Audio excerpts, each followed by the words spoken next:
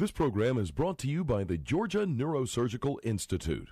For over 50 years, rendering neurosurgical care to patients of all social conditions, treating complicated problems involving the brain, spine, spinal cord, and peripheral nerves, endeavoring to encourage quality care, medical research, innovation, and education on a local, national, and international basis.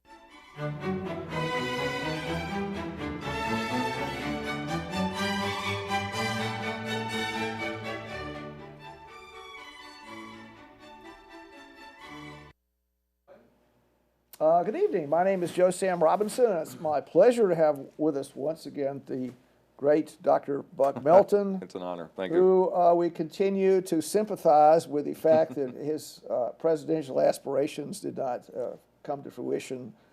Buck, there's always next time. There's always next time. I was elected. It is a fake news story that Donald Trump got it. Well, so. we can. I hope you continue to believe that. Well, it's a good segue into the difficult world we're in now, in the American people, the American history, the events that take place that are shaping our country. And very rapid changes are taking place, huge changes. And it's fair to say the societal tensions are really escalating. There's a lot of tension about different viewpoints. There's quite a change from President Obama to President Trump. So that's really quite a 180-degree shift. And so obviously there are huge tensions out there. And one of the things that seems to be appearing is the neutrality of the journalistic world. It seems compromised. So people are seeing reports coming from the media of one type or another that are quite inflammatory and assaultive, and the person that's on the street is having a difficult time deciding what's true and what's not true. Back in the days of Walter Cronkite, it's a long time ago, but people would basically repose a lot of confidence in the news media. And they would say, if the news media says something, number one, it's extremely important, and number two, it's true. And now we're getting lots of information that seems to be patently untrue, planted stories, and it's causing a substantial diminution of trust that's necessary to make the country work. We have to trust the information we're receiving. It seems to be it's getting less and less trustworthy. Do you have comments? The first thing that comes to mind, and this was directed at the government rather more than the press, but I think it indicates that we've come to a new era. That when something was going on, I think back in the 70s, I was a teenager and I was worried about what these people did. And I remember my father saying, well, you just have to assume that these people have more information than we've got and that they're going to do the right thing. And I would like to think that is true, but I think everything in the American political experience for the past 50 years suggests that is now an outmoded way of thinking. I think you really see the erosion of confidence beginning with Vietnam. And at that point, that erosion was with regard to the government. The Tet Offensive, the Pentagon Papers, the fact that our government seemed to be deliberately lying to us. But now, and the press seemed to be the white knight in that regard, Woodward and Bernstein, the Watergate break-in. But now the press itself seems to be indulging in that kind of highly partisan behavior. And so where do we turn to? Where is the white knight going to be? I think that's the problem that we're facing. Yes, and looking at it, it appears to me that if you have a lot of responsibility, if you're a journalist, you have a big audience, you really have got to try and present what you think is true, regardless of how it impacts your moral opinions, which is something that's a powerful thing I've said just now.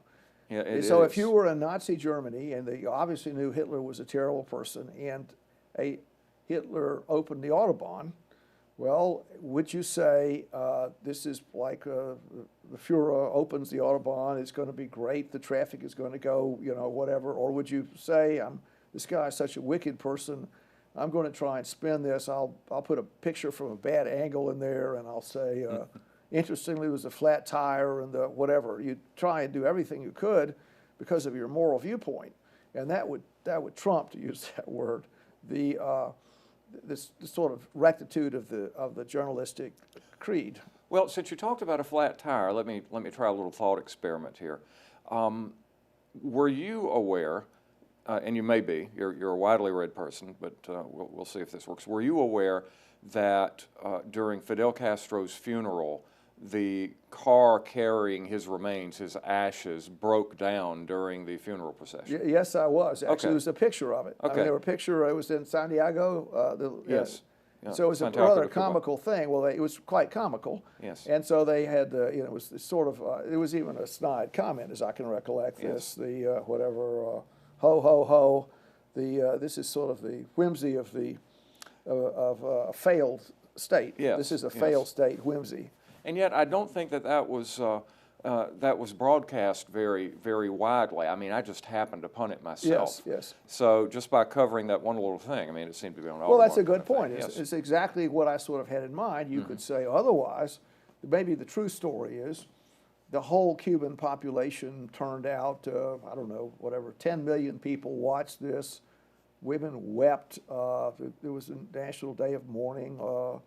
The statistics showed 89% of the Cuban population loved Castro, whatever that is. Yes. Instead, it's there's this accident on the street, Yes. and so the journalist would say, I really am against Castro and all the terrible things he did, so I'll just put that spin in there. Yes. Although it And- was a nice salient point to put in. It was so- rather comical, was it? Maybe Yes. that really cut to the chase. Yes. Well, we have these issues out there, and one of I mean, it's almost like, do we need some kind of statement on the news? This is we've graded this, and it's 87. The grade is 87 for veracity on the story or whatever. I mean, or would that be useful? Well, the problem there is who watches the watchers. I want to go back to the deep statement that you made, because I think it's very good. How do you really know when somebody's doing his job? Now, when I'm doing any sort of teaching or research on, for instance, judges or justices, it seems to me that one of the best indications that a judge is really doing his job, as I understand it and as I see it, is if his understanding of the law or her understanding of the law compels him to decide in a way that he personally hates. Yes. How often do you think that happens in our system?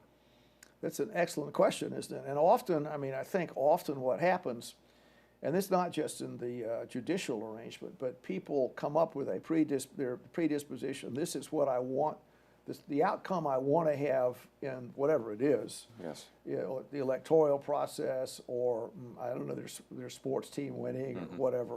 The result I want is my candidate to win. And if the candidate doesn't win, I'm going to have an explanation for why it occurred, and then I will believe any story that's circulated.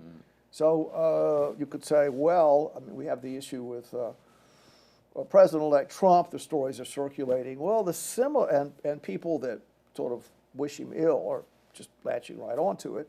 And when President Obama was there, the people that wished him ill in regards to being born overseas, it was just absolutely persuaded that was the story here. Yes, yes. So people have this predisposition to come up with the answer they want, and they will believe any sort of news that justifies that opinion. Yes, And yes. it appears now that what we're getting, the journalistic people are putting out There you go.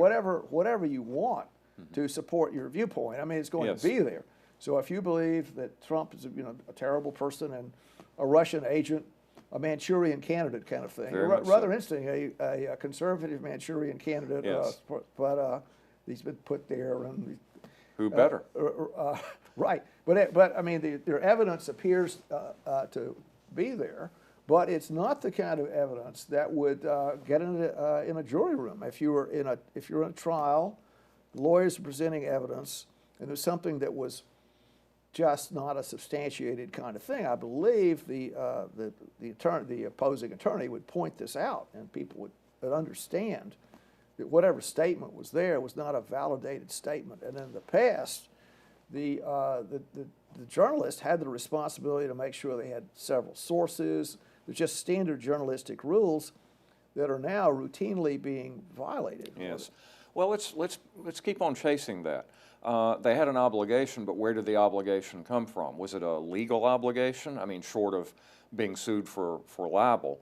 No, it was not a legal obligation. It was more of an obligation of internal journalistic ethics. But that runs us afoul of what I was getting at. What if, and the point you're trying to make, what if journalists are human beings too, so Yes. what if they have certain predispositions that they are perhaps not even aware of? Will they not, if only subconsciously, Yes. slant the news? And then secondly, what if they go farther than that? That goes to your most recent point. What if they consciously slant Yes. it? What if Yes. they decide, I know that I'm right, and I've got to make sure that my side wins no matter what, and so it's for the greater good. Hitler, we've got to just mock Hitler, or he's Yes. going to kill millions of people. Yes, yes. And of course, it'd be dangerous to do that in Nazi Germany, but as long as we have a First Amendment here, it's very safe, very little sense of responsibility. Yes, now, one of the things that goes on, I think, are the slander and libel laws. Yes. And so the way the courts, I'm considering healthcare, medicine, being a doctor, I mean, there are all kinds of ways that your conduct is assessed. There are all kinds of devices in place. People are watching this many, many ways. They look and see what's up. And if you're having a problem with your practice, you're going to get a terrible nip. Yes. And with journalists, it appears to me that there's the slander and libel laws don't work too much, nor is judicial misconduct commonly punished. I mean, and there have been, I guess, cases where, I don't keep up with the news commentators. Brian Jennings, is that it? I mean, somebody. I hope I didn't get the wrong name, which my apologies.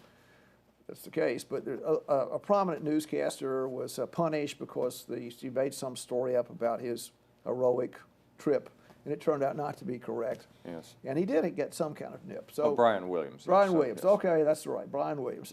And Dan Rather, a similar kind of Yes. thing. So occasionally something happens like that. But isn't it more common to go up the journalistic totem pole by getting something really way out there and really pursuing it, and you're going to get really, really go right to the top if you Yes. can find the big story. Or maybe it's not quite true, but it attracts a lot of attention. Well, I suppose there are different routes to it. Going to the top is the big scoop, but what about somebody who just writes a good editorial on the other end every single week and develops a big following? Yes. So that's not really about the scoop. It's simply about trying to influence people with the idea that your philosophy, your worldview is right. Well, a story is out there. I would say this is that in the past, or at least the pretensions that we're getting news. Yes. This is news. Instead, we're getting editorials. Yes. So almost everything that you can see is an editorial. Recently, I was president on my birthday, so the front page of the New York Times on my July 21st is my birthday. So there's a front page going Yes, back to yes. the date of my birth, and each year, glancing at those front pages, it's interesting to see how matter of fact and straightforward the news was. 1947. I mean, you had this sense of a lot of, at least, efforts at neutrality. And then as the years have gone by, you can say, well, the front page today had the purpose of basically trying to support the Democratic Party. I think Yes. that's a fair way to say it. I mean, that's not too far of a swing. And the Republicans have their issues too. The Republicans have their news arrangements. Yes. But on the right and the left, both people are putting news out there that supports their candidate or their viewpoint. Yes. And I think you'd preface that by saying reputable, quote unquote, reputable Yes. news outlets, major news outlets are doing this. It's the question of who watches the watchers. Yes. And once again, I think we come back to that Vietnam Watergate moment Right. when many of our top governing officials demonstrated that they were either incompetent or unscrupulous, yes. to use a light term about it. And so the press begins to see itself as the defender, as the white knight. And once you assume that role or Yes. thrust into that role, then is there not a temptation to be zealous in that regard? And even if I slant, we won't say tell an untruth, but slant things, I'm doing this for the right reasons. It is important that it be done, and I will be thanked by posterity. I will be proved right by history. And yet they continue to say they're reputable. Yes. One thing I've always found very interesting, and this is almost like a high priesthood, is that many journalists have really tried to invoke or get shield laws or privilege applied to them. So, for instance, in evidence law, we were talking about evidence in court, you've got the priest-penitent privilege, and the common law recognizes it. If I'm your priest and you come into confession, Right. then I can't be compelled to disclose things. Right. Journalists have tried to claim exactly the same protection for their confidential sources, as if they are some sort of priestly caste. I don't think that's ever been applied to them, but it shows how they see themselves. Yes. So. Well, one of the things out there, maybe this could be a little thought experiment for you, but just give me one. But Let's go for it. What is it that the American people should receive in regards to news? What is it that's actually of consequence? So, should they, for instance, get some numbers? Well, today, pick your day. I'm not sure what today is. What month are we in? I think we're in January. So January. So. All right. Well, we'll pick January. Is it 14th today? 13th? 11th. 11th. Okay. Well, yes, the 11th. You're getting close. Oh, I'm getting close. All right. So it's the 11th. And what is it that people need to know out there? Is it the world temperature is 2 degrees below normal, a figure? Is it that the number of people not working is up 2% or 4%? Is it the amount of money we spent this today on arms manufacturing? Is it the sheep population in Outer Mongolia? I mean, there are a whole lot of things that are of world consequence. And the question to be asked would be, what information does the president or a world figure receive on his desk when he sits down? What information is there? And then what are we actually getting that's not like that in our media? And I think it's kind of some kind of super soap opera. It's there's a craving for ratings and people to watch things. And so the diet that people that's offered to people that maximizes attention to the media is one that emphasizes human conflict, pain, suffering, and it's like a super soap opera. Yes. And people can respond to that and be interested in it and captivated, like they cannot be captivated by maybe some important numbers on, I don't know, sheep culture in the Middle East, something. Yes. That you would say, well, this is an important number. The sheep are going up or down, and we need to know that. Instead, it's some national figure is, I don't know, has domestic difficulties, or so-and-so used a bad word in the public interchange. And it's like attention. The other thing is the amount of attention that's directed to the figures on top of Mount Olympus. So the people are out there, and there's this strange kind of atavistic desire to know what the gods and goddesses on top of Mount Olympus are up to, and it's all focused on that as opposed to issues maybe of more consequence. Yes. Well, there's so many things to unpack here. To begin with, I think I would go with frogs instead of sheep. Okay. And I'll tell you why. That frogs essentially having their lungs on the outside of their bodies. It's the title of a Greek play, isn't it? The Frogs. The Frogs. Yes. Yeah. Was it Aristophanes? I can't remember. Was it Sophocles? Wasn't it? I'll have to look it up I'm now. going to call it one way. Oh yes, this is important. So, yes, but frogs. Because, the frogs. Right. Yeah, the frogs. That since they've got their lungs on their skin, yes, apparently, yes. they're very susceptible to environmental changes. So when the frog population starts dying off, we know we're in trouble. Yes. The other thing about the gods and goddesses on Olympus, it's the It's the difference between Thomas Carlyle's great man view of history Yes. and the social view of history. Do the forces of history produce great men, or do the great men create the changes in history? Yes. Obviously, it's they play upon each other, I think. But I think what you're getting at is if you want to sell papers, if it bleeds, it leads. Yes, yes. Even though that may not be the news that we really need to know in order to be informed citizens. And what we're getting into, we sort of mentioned this before, is if we have this diet of information coming into the American people from every source, confused, all sorts of confused opinions, that it's going to cause people to sort of just respond to their emotional predispositions. Mm-hmm. Yes. So all the information that's coming to them is so corrupted by these factors that it allows people just to say, well, I've got this piece of unsubstantiated story about anything, and that's going to solidify my idea this is what's going on. The echo chamber. And the difficulty that takes place is, I think, that emphasizes the divisions in the country. Yes. So if people say, well, we all in this table, we accept the idea that the CO2 level is up. It's the numbers, are they up or not? Now at least we've got something we can agree on, and let's go to the next thing that is a fact we can agree on. But Yes. I don't think we get that far. Well, and we need to, as I pointed out, I think in our previous episode, that if the people are, whatever this people is, the voters or the citizenry, if they are going to be, in theory, the ultimate voice, the ultimate political power in a political system, then they've got to have reliable information available, and they've got to be willing to go after that information and sort out the wheat from the chaff.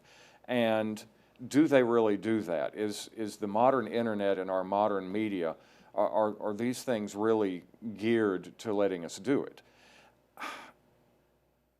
On the one hand, I think so, because it allows you to get direct access to information a lot more readily. Everybody who is anybody can upload it. I run Yes. about 10 websites myself. Well, there you go. On There the you go. other hand, it means that everybody and anybody can upload stuff, Yes. including wrong stuff or inflammatory Yes, stuff. yes. Today being the 11th, this is the day that BuzzFeed published the infamous 35-page document that has been circulating that it claims that the Kremlin has dirt on Donald Trump, and it's still a developing news story, so I don't think we can really make any meaningful statements on it yet. But one of the developments today was on the website 4chan. Somebody claimed that several months ago he essentially wrote Donald Trump porn and sent it to the CIA, and that is the source of some of the information in this document. Yeah, just hacking your way through that Yes. is so, well, firstly, the amount of time involved, and it just causes whatever your predispositions are to just accept them. Yes. Now, one of the things going on is that the President-elect Trump is basically using he's tweeting information out there, small little snippets, which are being neutral about this. They're not loaded with facts. There are generally some assaultive language attached to it, and Yes. then some kind of, and then this is the way that he's bypassing whatever filtering that went on. So if one of the reasons he's been elected is that there's the political correctness and the filtering and the spin that occurred when the regular media was used, this goes around that. But the problem is that it's not extraordinary. There's such a paucity of information in there. You just get someone throwing a punch. Yes. And that seems to be an adequate arrangement for people out there. Yes. Well, the president said go to hell in his thing, and okay, that's what he said. That's now our official policy, yes. Yes. Well, it's interesting because it shows, it's another chapter in the development of political media that, and I will take as an example the fireside chats, the famous fireside chats. Which were tremendous, were they not? Yes, of Franklin D. Roosevelt. Well, they were tremendous in terms of the influence they had. Calvin Coolidge, who had preceded Roosevelt by well, essentially Well, 2 4 terms. years. I mean, there was Hoover there was before Hoover him. in the middle Yes. there, yes. But Coolidge actually made some radio addresses. So FDR was not the first president to make radio addresses, but Roosevelt did it in an innovative new way that really made it work. Even when his arguments were not good ones, for instance, his fireside chat on the packing of the Supreme Court. Yes. Yeah, I would not call that a good thing. I think Roosevelt was clearly in the wrong there. And so Trump has done it again. The White House has had a Twitter account for some time now, but Trump is now using the Twitter account in a paradigm-shifting way. Yes. And this is what's making people nervous. So on the one hand, it breaks the monopoly that the professional media has Yes. on filtering information. They're marginalized, aren't they?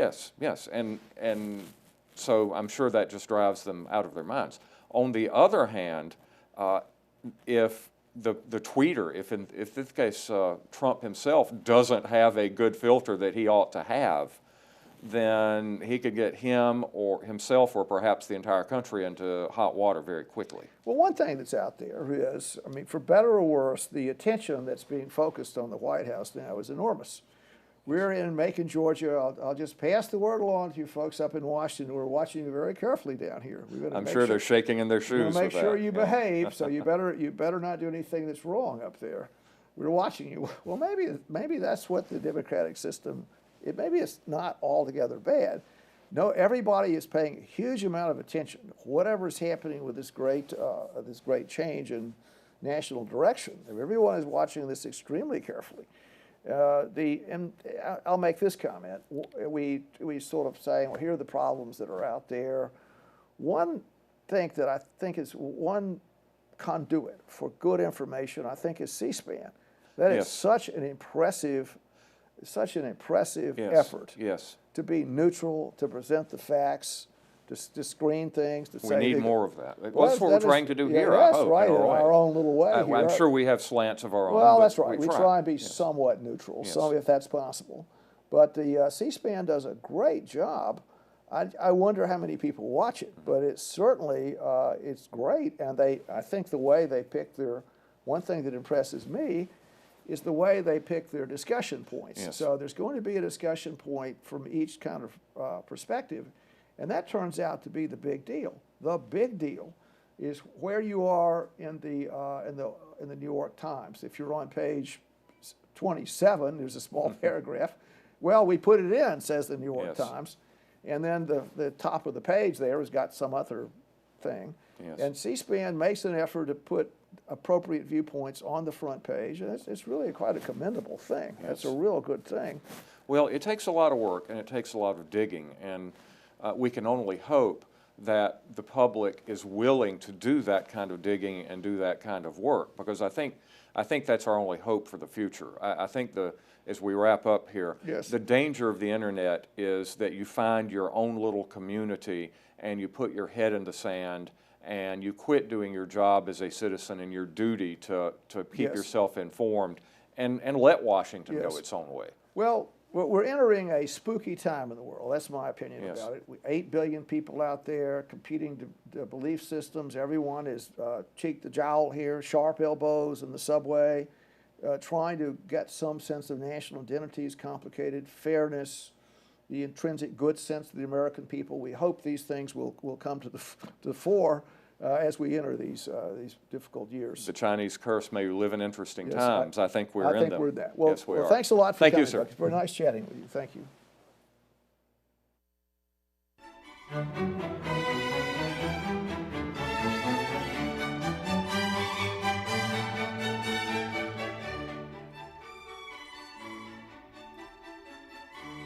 This program is brought to you by the Georgia Neurosurgical Institute.